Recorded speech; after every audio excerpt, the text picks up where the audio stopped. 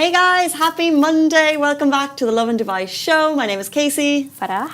And we go through the top trending stories. Today's top trending stories: UAE residents faced a major internet slowdown over the weekend. And a Dubai man was sentenced to jail for stealing a woman's phone during a dinner date. Should we ban e-scooters on the roads or find them a safer spot? Have your say on the show today. And Salt, London has been served a notice of forfeiture. And in today's rapid weather report, it's mostly sunny with temperatures ranging from 33 to 35 degrees. Good morning to everyone tuning in on the live. Good morning, Canada. Tarek is watching from Canada. What time is it in Canada? I don't. Probably really late. That's what I'm assuming, at least. I don't know what the time difference is. It's really late. I was struggling with connectivity over the weekend, and now I know why, thanks to... It got you? Yeah. It did, definitely. I was so confused. I kept switching from data to Wi-Fi, and I was like, too. I don't know what to do. Everything is really slow, and I was like, the apps aren't working, and I'm like, is it the app? Is it me? Is it my phone? It was very strange until that morning. The next morning, I saw our news pop-ups coming in, and you had shared the news piece. And that's where I was like, oh, it wasn't just me. Yeah. Because usually when Instagram goes down, everyone goes onto Twitter. Yes. But I felt like, where did we go? Because it was in and out, it was a bit shaky. It wasn't so bad, so everyone thought that it was just their connectivity. Yeah. Because it was still working, so it's not like an app that just went completely rogue. It was connecting and it was fine for the most part, but then suddenly it was just in and out. And authorities have now kind of clarified what happened. So, let's tell you all about it. UAE residents faced a major internet slowdown over the weekend. If your internet felt painfully slow, you weren't imagining it. Du and Etisalat users across the UAE reported major slowdown, and the problem wasn't local. It was in the Red Sea. And you can see the visuals next to us. So Microsoft has confirmed that several undersea fiber cables were severed, disrupting internet traffic across the Middle East. Even Microsoft's own Azure cloud services went down until they were able to reroute the traffic and get us back up and running. The Red Sea is a vital internet hub, but ongoing conflict in the region makes fixing damaged cables more complicated. Microsoft says services are back online, but patchy connections could continue until repairs are complete. Well, I didn't know that. This answers so many questions about the internet. Exactly. I had no idea that So it was interesting. Even underwater. I didn't even know that that's how we get our internet per se. Yeah. I was so confused when I read this story, and I was like, oh, that makes a lot of sense. Because it's not what's it called, the carrier? It's not Du or Etisalat. It was everyone who was facing it, and it was very strange because it was Wi-Fi, but it was also data. I was like, I don't know what's going on. It was so complicated, but it wasn't super bad. I was able to work yesterday, for example. Yeah, it wasn't super bad I was a TV couch potato all weekend, and I was still able to watch my shows, so it was fine. I just feel like you're going to see a James Bond movie to repair them, because they were saying because of the conflicts in the region, it'll be difficult to fully fix those. Luckily, they've been able to reroute the internet, so it's back up and running for us. But to fix the severed cables, you're going to have to get Tom Cruise down there. Yeah, it's going to be a mission impossible for them, but hopefully they'll able to do it. It's definitely, I guess it's because it's it's not that it's scary, but it's just it's a complicated area. I'm not really sure how they were going to do it, but at least it was rerouted and we didn't face a lot of issues after that. That's true. Speaking of facing issues, what is your worst ever dating experience? We would love you to answer in the comments, which we have open, and we'll tell you why. A Dubai man has been sentenced to jail for stealing a woman's phone during a dinner date. Also, along with the jail sentence, he's been fined 2,500 dirham. Once he's paid that, and once he's done his jail time, he will be deported, and that's after stealing a woman's mobile phone during a date. The man had invited the woman to dinner in the Dubai Marina area under the pretext of getting to know her better. The victim left her phone on the table while she went to the restroom. When she returned, she was shocked to find the phone missing and the man gone. She tried calling him immediately, but he had switched his phone off and disappeared. I think it's worth noting that it's actually they were a relation of each other rather than date, but just FYI.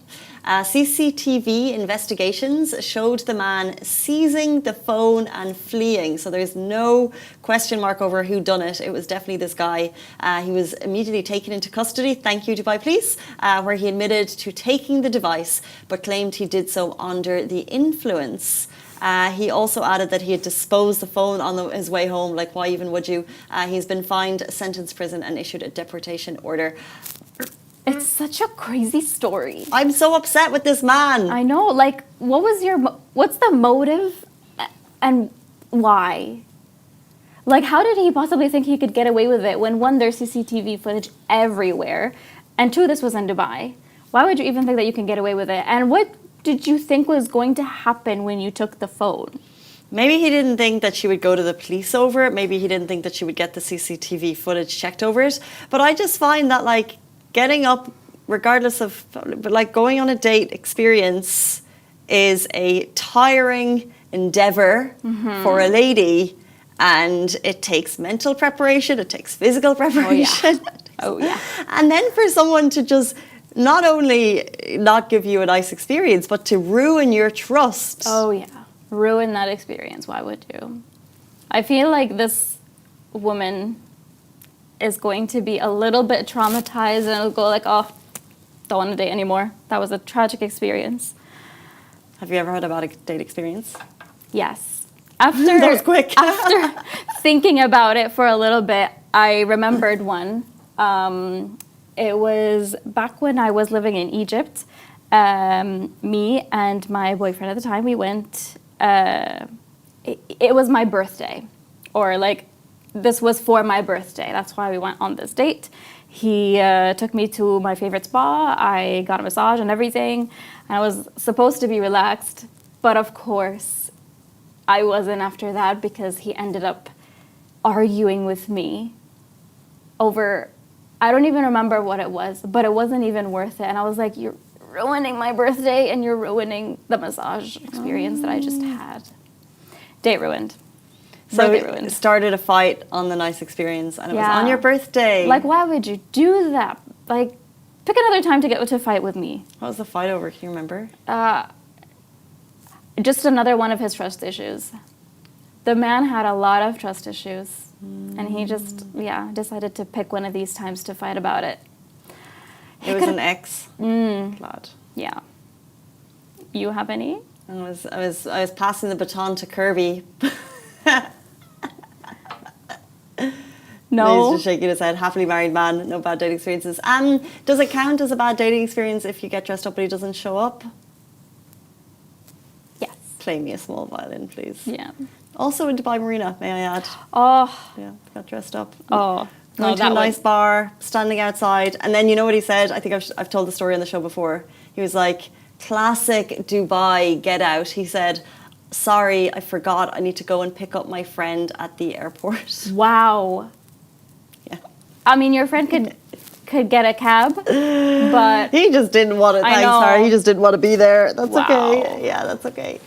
There's probably a few more, but that one takes the biscuit, and it leaves you with only positive sentiment for dating going forward. Next up, should we ban e-scooters on the roads of Dubai, or should we be looking for a safer spot for them? Dubai residents have shared multiple videos showing an unusual sight on the E311 towards Jebel Ali at around 9:15. A group of unexpected road users using their e-scooters on the road. Another resident shared footage of an e-scooter rider cruising on the same busy highway. This isn't the first time e-scooters have raised safety concerns. Earlier in August, Ajman police introduced a blanket ban on all electric scooters, citing a rise in traffic violations and accidents. So, here's the question. What should we be doing here? Would you like to see e-scooters move to a safer environment? Should they be off the roads? Should we look at different infrastructure and regulations in place on our roads? It's not just the e-scooters, but I find that people tend to, every now and then you'll see like a bike on a highway Yeah. coming at you. Exactly. I feel like, okay, people who are on e-scooters or normal bicycles, not motorized ones, they tend to think that they should be going with the cars, with traffic, instead of pedestrian. I think pedestrian. Like, I don't think the issue is the road itself. They shouldn't be going with cars where they're going. They should be going with pedestrians. Yeah. That's what I think. So what do you mean the road isn't the issue? So, like, I'm pretty sure they should know, and they do know, that they shouldn't be on the road or a highway with the cars going with traffic. They should be going where the pedestrians are going and using those like traffic stoplight thingies and only go 100%. then, only go in designated like roads made for them or things like that, like on the pavement, not on the actual road. I think that's the issue. People are just not following the rules. 100%. That video, like, it's really scary. It's really baffling scary. that they have such courage that they would do something like that. I mean, it's terrifying. And you always think about, are you a safe driver on the roads? And it's not. It's like, yeah, you can be a safe driver, but it's the people in the cars around you. It's the people on bikes on small roundabouts. I think JLT has done a really good job of implementing, correct me if I'm wrong, I haven't walked it in a while, but they did implement a kind of a scooter safe zone within the pedestrian. And I know that there was a lot of debate over whether or not it was safe because you had a small amount of space for the walkers, then you had a small amount of space for the scooters and the bikes. But at the same time, at least it was there. Yeah, exactly. It was very clear. It's like, okay, we are allowing scooters. We are trying to make it happen because obviously these are also very functional for people to get to work. So it's about incorporating them. So well done to JLT and other areas who have implemented good regulation. I don't think the problem is that there's a lack of places for them to be. It's just that people feel like they're invincible and they can somehow just get away with it. Like, where are you going when you're on the highway? Yeah. It's going to take you forever to reach anywhere. What speed can they reach, by the way? I don't know. All I know is that I have a hard time, like, actually using these scooters. I don't think I've ever tried. You should try it. Where did you try? This winter, December. You should try it in downtown. There's so many that you can just, like, pick up and rent and, yeah. True. And then what happened? Were they hard? I just found balance very difficult with them. Like, I'm able to stand on them and everything, but then they go really fast all of a sudden, and you're just like, oh, I don't know. I didn't feel super safe in them. Interesting. Yeah. So they can get to high performance models can exceed 64 kilometers per hour. So that's a lot. 64 kilometers? That's a lot. That's a lot. Yeah. But I think if you're going to be, not that you should be, but if you're going to be on a big road, you got to be at least 80. Exactly. That's the minimum. So interesting. Yeah. They're just not fit for being on the road or going that fast or going with cars, because eventually you're just going to be like really slow. And then they all had to get home again. How did they get home again? More riding on the roads. Just think about the drivers. The accidents can happen in a second, and you just think about the driver who could be, part of that accident, and it would just ruin their lives. It's a really scary thing. On to a lighter note. Over 17,300 votes have already been cast for 10 incredible categories, each celebrating extraordinary individuals, groups and homegrown brands that make up the true spirit of Dubai. From community champions to rising stars, these are the people sharing Dubai's story in their unique way. So have you voted yet? Don't miss out on being part of Dubai's very first community awards. Your vote helps shine a light on the people who deserve it. We are super excited about this. The awards are happening on Thursday night. The invites have been sent out, and it is an entirely public vote for the community spirit, the heart and soul of Dubai.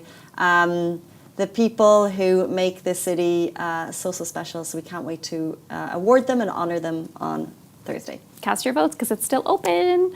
But on to our next story. Salt London has been served with a notice of forfeiture. That basically means the landlord ended the lease, re-entered the property on August 27, changed the locks, and the business can't operate there anymore. We're talking about Salt London in Leicester Square. The one that's a copycat of the original Salt restaurant.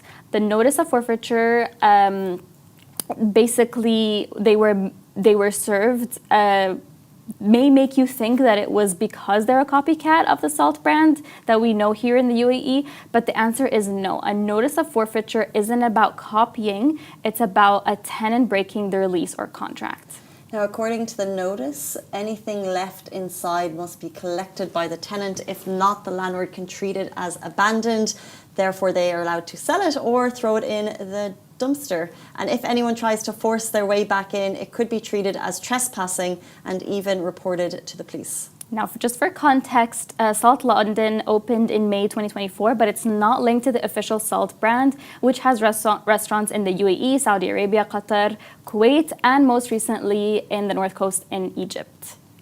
Shady people. Yeah. Copycatting a brand and then not paying their dues. Literally. Salt, the original one, they already know about the one in Leicester Square in London. They did not issue a statement because they're not really relevant. They're just kind of like, oh, well, they're copying us, so doesn't really matter. But when I first saw the story, I thought it was because they are a copycat and maybe they, like, it was about that, copyright, I guess that's what we would call it. But no, it turns out that it was an entirely different situation, and it was because the client broke their agreement with the landlord. Yikes. You know what? There's so many things one could fake, and there's so many purposes for it. So fake handbags, the cost price for a customer, let's say you're going for an Hermes, what, $20,000? You get a fake one. Yeah. And they look-ish similar, they look okay. Sure, yeah.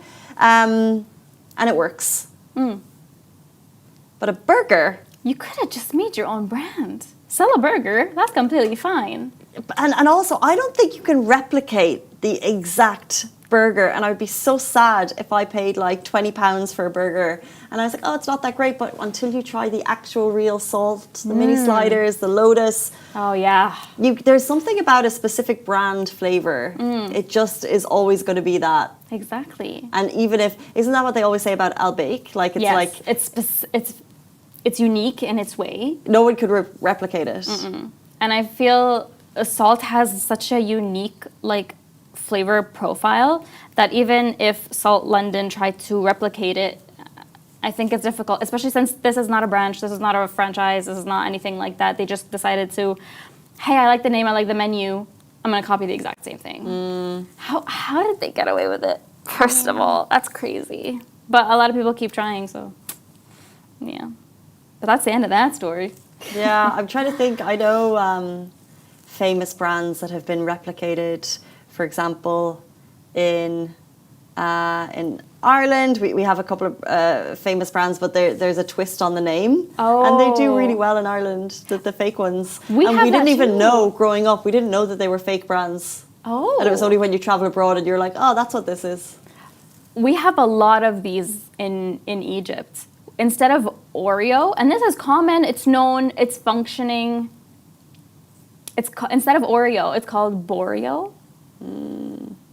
Very similar. It looks exactly the same. Packaging is a little bit different. It's purple instead of blue, and obviously it's called Boreo, but it's the exact same concept. It doesn't taste as good, but yeah, you can always get away with it if it's slightly different, apparently. If it's slightly different, yeah, that's so interesting.